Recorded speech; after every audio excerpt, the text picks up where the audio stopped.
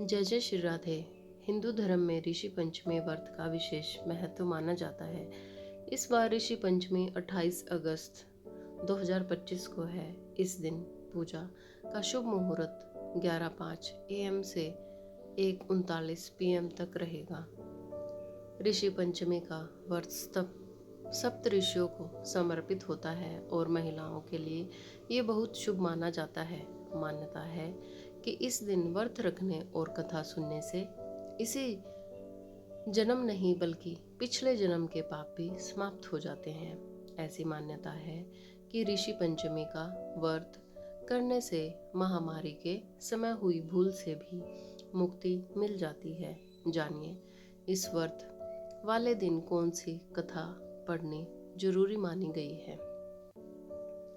ऋषि पंचमी कथा प्राचीन समय में विदर्भ देश में उत्तक नामक का एक सदाचारी ब्राह्मण निवास किया करता था, जिसकी पत्नी बड़ी पतिव्रता थी और उन दोनों की 2 संतानें थी, एक पुत्र और एक पुत्री। उसके पुत्र सुविभूषण ने वेदों का सांगोपांग अध्ययन किया और कन्या का समयानुसार एक सामान्य कुल में विवाह कर दिया गया। लेकिन कुछ ही दिनों में कन्या विधवा हो गई, जिसके बाद वह अपने मायके में रहने लगी। एक दिन कन्या अपने माता पिता की सेवा करके एक शिलाखंड पर शयन कर रही थी कि तभी रात भर में उसके शरीर में कीड़े पड़ गए। सुबह के समय कुछ शिष्यों ने उस कन्या को इस हालत में देखा तो उन्होंने उसकी जानकारी उसकी माता सुशीला को दी। अपनी पुत्री की यह दशा देख के माता विलाप करने लगी और पुत्री को उठाकर ब्राह्मण के पास लाई। ब्राह्मणी ने हाथ जोड़कर कहा, महाराज, यह कन्या क्या कारण है कि मेरी पुत्री के सारे शरीर में कीड़े पड़ गए हैं। तब ब्राह्मण ने ध्यान धर के देखा तो पता चला कि उसकी पुत्री ने 7 जन्म पहले रजस्वला होते हुए भी घर के तमाम बर्तन भोजन सामग्री को छू लिया था और ऋषि पंचमी व्रत का भी अनादर किया था।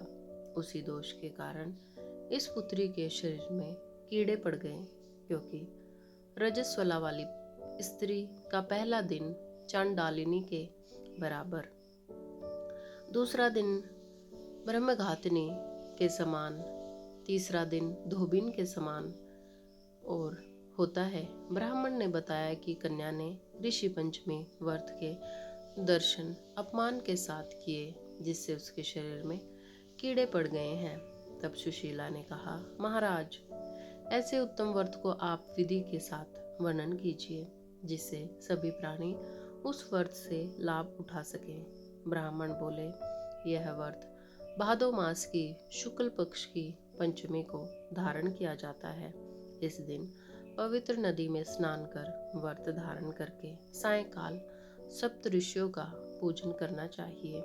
भूमि को शुद्ध गौ के गोबर से लिपने के बाद उस पर अष्ट कमल दल बनाकर नीचे लिखे सप्त ऋषियों की स्थापना कर प्रार्थना करनी चाहिए। इस पूजा में महर्षि कश्यप, अत्रि, भारद्वाज, विश्वामित्र, गौतम, जन्मदग्नि, वशिष्ठ महर्षियों की मूर्ति की स्थापना कर आचमन स्नान, चंदन, फूल, धूप दीप नैवेद्य आदि पूजन कर व्रत की सफलता की कामना करनी चाहिए। इस व्रत का उद्यापन भी विधि विधान करना चाहिए। चतुर्थी के दिन एक समय भोजन करके पंचमी को व्रत आरंभ करें। सुबह नदी में स्नान कर गोबर से लीपकर सर्वतोभद्र चक्र बनाकर उस पर कलश स्थापित करें। कलश के कंठ में नया वस्त्र बांधकर पूजा सामग्री एकत्रित कर अष्टकमल दल पर सप्त ऋषियों की सुवर्ण प्रतिमा स्थापित करें। इसके बाद षोडशोपचार से पूजन कर रात्रि को इसकी कथा का श्रवण करें। फिर सुबह ब्राह्मण को भोजन दक्षिणा देकर व्रत पूर्ण करें। इस प्रकार से इस व्रत का उद्यापन करने से नारी सुंदर रूप लावण्य को प्राप्त होकर सौभाग्यवती होकर धन व पुत्र से संतुष्ट हो उत्तम गति को प्राप्त होती है। जय जय श्री राधे।